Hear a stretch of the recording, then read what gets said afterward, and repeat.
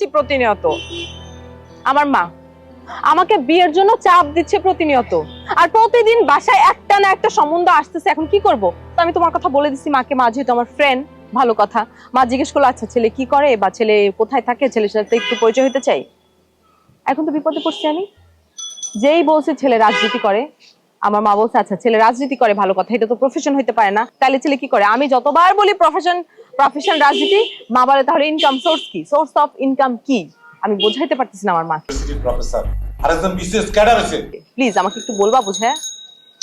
আরে আমার source of income তো মেলা, অনেক টাকা ইনকাম। ওই যে বাজারটা, বাজারের যতগুলি দোকান আছে সব আমি নেই। তুমি বাজারের যতগুলো দোকান তুমি নাও, কি নাও? ভালোবাসা।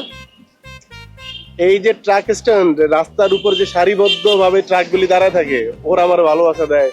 এরপরে মার্কেট থেকে ভালোবাসা পাই, বিভিন্ন যে গার্মেন্টস থেকে ভালোবাসা পাই, শিল্প প্রতিষ্ঠান, সব জায়গা তো থেকে। ভালোবাসা পাও, ভালো কথা, তার মানে তোমার ইনকামটা কোথায়? আমি জানতে চাচ্ছি ইনকাম, আমি তো ভালোবাসার কথা জিজ্ঞেস করি নাই। এখন আমি তোমার কয়টা ইনকামের কথা বলবো? এই যে তোমাদের বাড়ির 4টা বাড়ি পর একটা নির্মাণাধীন বাড়ি আছে না, হ্যাঁ। এই যে দেখছো কাজ হইছে, এরপরে কাজ বন্ধ মাঝখানে কিছুদিন, এখন আবার কাজ শুরু হইছে। এই যে কাজ বন্ধ শুরু হওয়া, এর মাঝ